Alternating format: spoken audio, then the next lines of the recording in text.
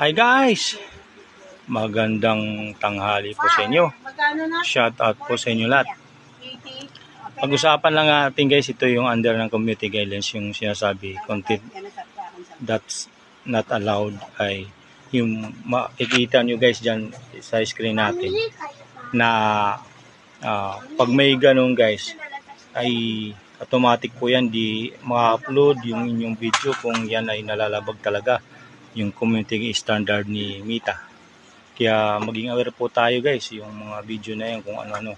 Malalaman nyo guys kung kasi ano natin dito sa next natin mga video na ano yung mga hindi tinatanggap kay Meta na mga content or i-upload na dito video, lalo na kung ang inyong account na page or profile ay naka professional